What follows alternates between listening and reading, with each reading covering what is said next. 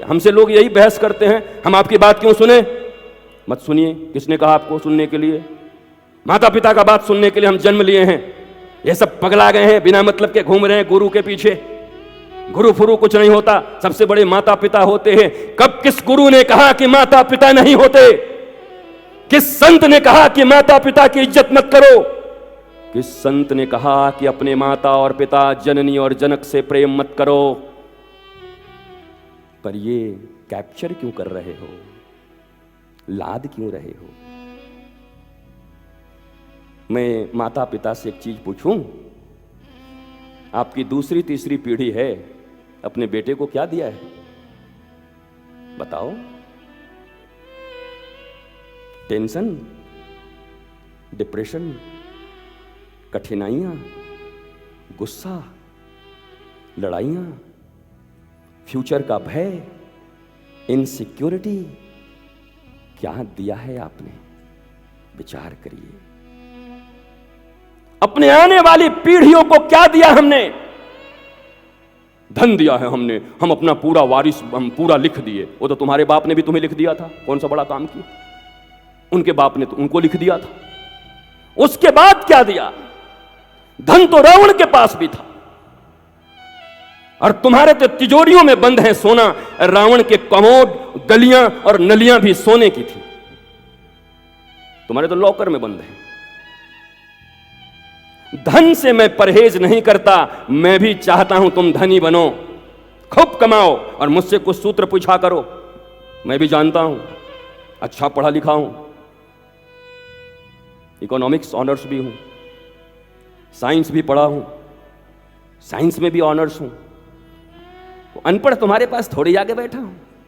तुम जिसको लिटरेसी कहते हो मैंने भी प्राप्त की है, इसलिए तुम्हारे बहुत ज्यादा जो भाव ताव हैं मेरे ऊपर काम नहीं करते। ए बाबा लोग चले आए, अरे भैया आओ तो आर्गुमेंट करोगे एजुकेशन के संबंध में, लिटरेसी के संबंध में।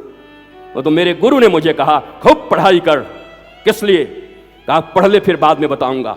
जब पढ़ लिया कहा अब ले आ अपना जितना भी डिग्री है बोला ये ले और जा हरे कृष्ण कर। अरे तो क्या फायदा हुआ? बस कोई ये न कह सके कि तू अनपढ़ गंवार था, कुछ न मिला तो दाल रोटी कमाने के लिए राम और कृष्ण का नाम लेने लगा।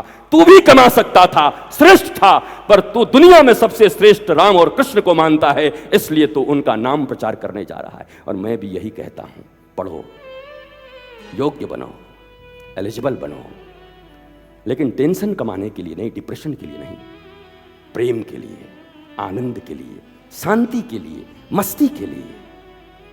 अगर ये चली गई तो बड़े से बड़े पद पे जाके करोगे भी क्या? और मुझे लोग कहते हैं आप राजनेताओं के इतने संपर्क में क्यों रहते हैं? और हमें प्रेम है उनसे, उन्हें हमसे प्रेम है। किसी भी अवस्था में आकर के उनके जीवन में कोई डिप्रेशन ना हो, कोई टेंशन ना हो, वरना चाहत की कोई कमी है। पहले टिकट की चाहत थी, 100 लोग थे,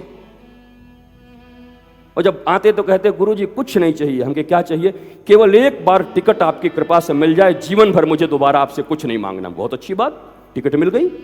अब अपने लोग विरोध कर रहे हैं, गुरुजी एक बार जीत जाते बस, ऐसा आशीर्वाद। ठाकुर जी करें, जीत गए, अब मंत्रिमंडल में कोई स्थान है क्या? वो तो नहीं, मेरे पास तो नहीं है। तो तीसरे दिन सुना ये गुरु में कोई शक्ति नहीं है रे, ये गुरु फुरु ऐसा का करी। वहां वो पीठ में वो गई रही, मंत्री बन गई। क्या ये तो मैं देखो, वर्तमान में राजनीति पर ही सब कुछ कहा जाता है, इसलिए कह रहा हूं। दुकान के लिए भी यही है, अधिकारी के लिए भी यही है, मकान के लिए भी यही है। पहले 2 दुकान था, फिर 4 दुकान हुआ, फिर 10 दुकान हुआ, अब फ्रेंचाइजी था, अब अपना एजेंसी हो गया। ये सब क्षेत्रों में है।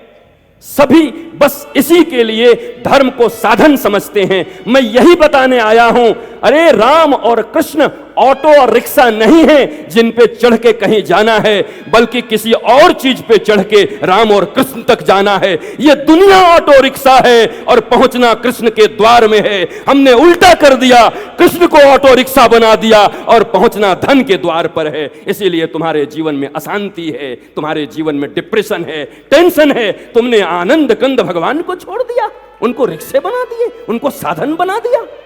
जो साध्य था उसको साधन बना दिए और जो साधन था उसको साध्य बना दिया। भगवान के द्वार में भगवान को मांगने के लिए कभी नहीं गए। भगवान के द्वार में और गुरु के द्वार में और पंडितों के द्वार में और मौलवियों के द्वार में और गुरुद्वारों में जब जब गए तो केवल पावर, प्रतिष्ठा, मनी मांगने के लिए गए। क्या कभी कोई आया और आकर के गुरुदेव के चरणारविंद में गिर करके ये बोला कि मुझे कुछ नहीं चाहिए, धन भी है, यौवन भी है, तन भी है, मन भी है, लेकिन मुझे अब मनमोहन चाहिए, हे गुरुदेव एक बार मनमोहन दिला दो? क्या किसी ने कहा? क्या कभी मांगने आए? और आप कहते हो गुरु में शक्ति नहीं है, गुरु को गाली देना शुरू कर देते हो 3-4 दिन के बाद। देख मनीष, होशियार रहना, गाली देगा तो पोल पट्टी पहले खोल दिया हूं। हाँ, मुझसे जो जो जुड़े हैं पहले पोल खोल देता हूं, बाद में वो गाली भी देगा तो बोला गुरुजी तो पहले ही बोले थे। हम अपना सिक्योरिटी लेके चलते हैं पूरा, मैं सिक्योर हूं, मुझे कुछ नहीं कह सकते, क्योंकि मैं चाहता हूं कि तुम्हारे भीतर श्री कृष्ण आए। नंद को आनंद भयो, जय कन्हैया लाल की। एक बार वो परमानंद आनंद अगर हृदय में आ गया तो मैं सत्य कहता हूं,